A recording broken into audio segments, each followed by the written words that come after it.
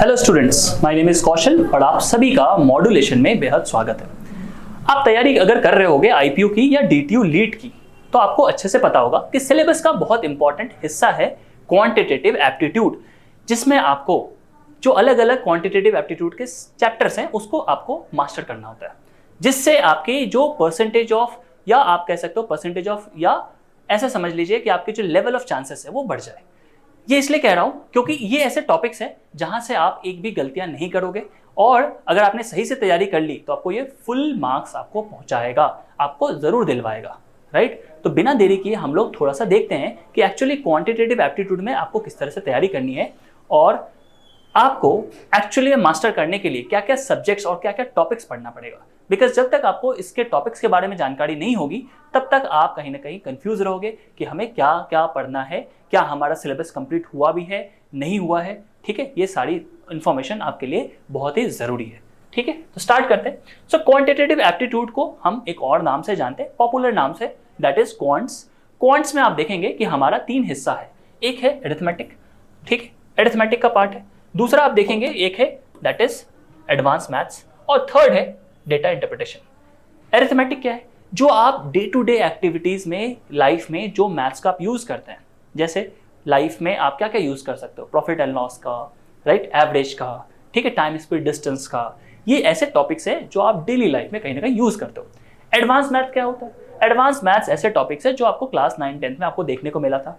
वैसे मैं बता दूं कि जो पूरा का पूरा सिलेबस का पार्ट है वो 9-10 के लेवल तक ही जाएगा, बट क्वेश्चन पूछने का जो तरीका होता है वो कहीं ना कहीं कॉम्पिटिटिव नेचर का होता है, जो कि आपको थोड़ा बहुत अच्छे से प्रैक्टिस करके ही जाना चाहिए। एक तो बात ये, दूसरी बात आपको एक लिमिटेड टाइम फ्रेम में इसकी तैयारी करनी होती है, ये भी एक इंपॉर्टेंट बात है। यानी आप अब 9-10 के तरीके से सॉल्व नहीं कर सकते कि आपने एक्स चूज कर लिया और धीरे धीरे सॉल्व कर रहे हो, 4 मिनट 5 मिनट में एक क्वेश्चन सॉल्व कर रहे हो, ऐसे तो आपका फिर एग्जाम कभी नहीं निकलेगा। तो आपको स्पीड और एक्यूरेसी दोनों ही बनानी पड़ती है।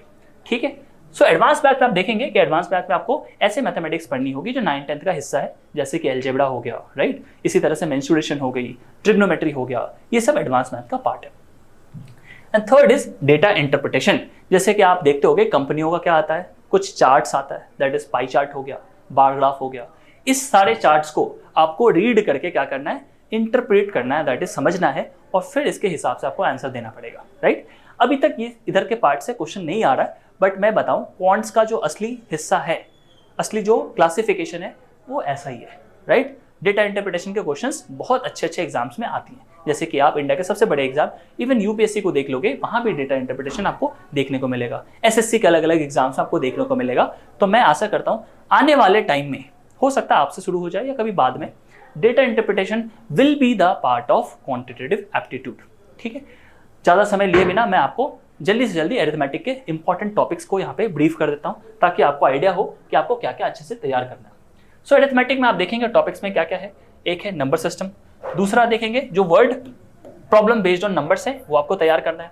ठीक है, अच्छा मैं बताऊं, नंबर सिस्टम सिर्फ नंबर सिस्टम नहीं है, इसमें आपको एचसीएफ एलसीएम निकालना पड़ेगा, कैसे यूनिट डिजिट फाइंड करते हैं वो निकालना पड़ेगा, राइट। इसी तरह से आपको फैक्टराइजेशन के बहुत सारी चीजें पढ़नी पड़ेंगी। तो ये सारा हिस्सा है नंबर सिस्टम का, तो आपको ध्यान रखना ये चीज। परसेंटेज वेरी इंपॉर्टेंट, ठीक है, क्वेश्चन जरूर आता है यहाँ से। प्रॉफिट एंड लॉस से क्वेश्चन जरूर आएगा। प्रॉफिट एंड लॉस में भी आप देखेंगे तो बहुत सारे सब टॉपिक्स हैं, जैसे डिस्काउंट रिलेटेड, जैसे कि आप देखेंगे कि जैसे डिसऑनेस्ट शॉपकीपर रिलेटेड, ऐसे क्वेश्चंस आपको जरूर करना पड़ेगा। एवरेज हो गया, simple interest, compound interest, time speed and distance. Time speed distance का ही 2 ये पार्ट है, that is boat and stream and problem based on trains. Even problem based on trains and ages भी तो आती है, उम्र के ऊपर भी प्रॉब्लम बेस्ड ऑन एजेस भी क्वेश्चंस में आते हैं। ये सब आपको तैयार करना पड़ेगा, राइट। टाइम एंड वर्क हो गया, पाइथन सिस्टम हो गया, रेशियो एंड प्रोपोर्शन हो गया, एंड मिक्सचर एंड एलिगेशन हो गया।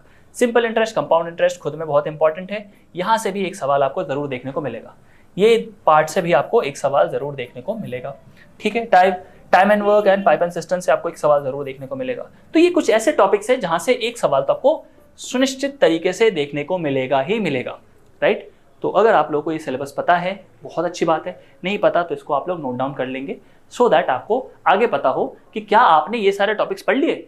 इस टॉपिक्स का होने का फायदा बस इतना सा है कि आपने अगर मान लो कोई टॉपिक छोड़ दिया, सपोज टाइम एंड वर्क, तो आपको आइडिया रहे इस वीडियो को देखने के बाद कि मेरा टाइम एंड वर्क प्रिपेयर नहीं है, I need to prepare for the exam.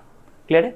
आगे बढ़ते हैं नेक्स्ट स्लाइड के ऊपर, जहां पे हमने डिस्कस करा है एडवांस मैथ्स को। एडवांस मैथ्स में आप देखेंगे, मैंने आपको ऑलरेडी बताया कुछ ऐसे टॉपिक्स जो हम लोग जनरली, जिसमें हमारे पास नंबर्स, नॉर्मल नंबर्स नहीं होते हैं, जिसको हम लोग डे टू डे एक्टिविटीज में लाइफ में जनरली यूज नहीं करते, है ना? जैसे कि अलजेब्रा, आप देखो इसमें हम लोग क्या यूज करते हैं, हम लोग बहुत सारे वेरिएबल्स का यूज करते हैं ऐसे टॉपिक्स में। जैसे कि आप देखो ट्रिग्नोमेट्री, हम लोग इसमें साइन के, कॉस के, टैन के, कोशेक के, सेक और कॉट के फंक्शंस यूज करते हैं, right? Mensuration 2D and 3D, जो 2D बॉडी है उसके लिए हम लोग अलग से पढ़ाई करते हैं, दैट इज ट्राइंगल हो गया, सर्कल हो गया, ठीक है, रेक्टेंगल हो गई, रोम्बस हो गया, इस तरह की चीजें, ठीक है, ट्रेपीजियम हो गया, राइट? 3D ऑब्जेक्ट में आप देखेंगे 3D ऑब्जेक्ट कैसा होता है, जो हमारे स्पेस में हमें मिलता है। कहने का मतलब यह है कि 3D ऑब्जेक्ट जो होती है वो कैसी होती है, आप देखेंगे क्वाड्रिलेटरल हो गया, क्यूब हो गया, ठीक है, प्रिज्म हो गई, ठीक है, राइट सर्कुलर कोन हो गया, इसी तरह से आप देखेंगे कि राइट सर्कुलर सिलेंडर हो गया, स्फेयर हो गया, राइट? ये सारा पार्ट किसमें है? 3D में। तो बस एक लाइन में आप ऐसा मत समझना कि यहाँ पे बस सिलेबस खत्म हो गया, राइट? ये चीजें इसलिए बता रहा हूँ ताकि आपको समझ में आए कि क्या डेप्थ है। आपको ऐसा नहीं लगना चाहिए कि 1 महीने 2 महीने में सारी तैयारी हो सकती है, वेरी डिफिकल्ट, राइट? अगर आप चाहते हो कि इस पर कमांड बनाना तो it takes a lot of time, right? And इसी जगह पे आपको ध्यान रखना पड़ता है कि हमारे लिए टाइम अगर बहुत ज़रूरी है तो हमारे ऑलरेडी जो कोर्सेस हैं उसको भी चेकआउट कर सकते हो। It's not for the toppers, I will say, rather I will not से कि आप जो लोग अच्छे से खुद से सक्षम है, तैयारी कर लेते हैं, उनके लिए मैं बिल्कुल कभी नहीं बोलूँगा कि आप कोर्स ले लो या कोर्स में ज्वाइन करो, बिल्कुल। लेकिन उन बच्चों के लिए बहुत ज़रूरी है जिनको लगता है कि वो अंडर कॉन्फिडेंट है या उनको लगता है कि अच्छे से तैयारी नहीं हो रही, उनको ज़रूर ज्वाइन करना चाहिए, क्योंकि एग्ज़ाम्स बहुत ही जल्दी हो जाती है और IPU DTU में आपको पता होगा बहुत अच्छे वैकेंसीज आती है नंबर्स में, जो आपको अच्छा खासा कॉलेज पहुंचा देता है, अच्छे खासे कॉलेज में आपको एडमिशन दिलवा देता है, ठीक है? तो जो भी दिल्ली और दिल्ली के आसपास के लोग हैं, NCR के लोग हैं, उनके लिए बेस्ट कहीं ना कहीं ऑप्शन रहता है ये कि अगर आप डिप्लोमा कर रहे हो और आपको आगे के फर्दर स्टडी करना है, BTech एंड ऑल, तो आपके लिए कहीं ना कहीं बहुत ही सुनहरा ऑप्शन होता है। ये सारे IPU एंड DTU दोनों के लिए मैं आपको सिलेबस बता रहा हूँ। And last but not the list is geometry. Geometry भी बहुत इंपॉर्टेंट टॉपिक आपके लिए है, क्लियर है? चलिए नेक्स्ट टॉपिक हम देखते हैं, डेटा इंटरप्रिटेशन का। डेटा इंटरप्रिटेशन में आप देखेंगे कि जनरली जो आपको पढ़ना पड़ता है वो बार ग्राफ को आपको सॉल्व करना पड़ता है और आपको कहीं ना कहीं पाई चार्ट्स को भी सॉल्व करना पड़ता है।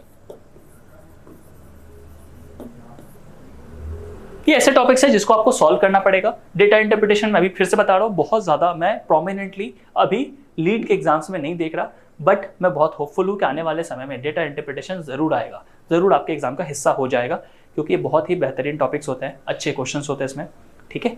तो आप इसको ध्यान से रखिएगा। तो इस वीडियो को अगर आपको लग रहा है कि ये वीडियो आपके लिए हेल्पफुल था या आपको लग रहा है ये वीडियो से आपको कुछ जानकारी मिली है, तो प्लीज़ इस वीडियो को लाइक एंड सब्सक्राइब करिए चैनल को और अपने दोस्तों तक ज़रूर शेयर करिएगा।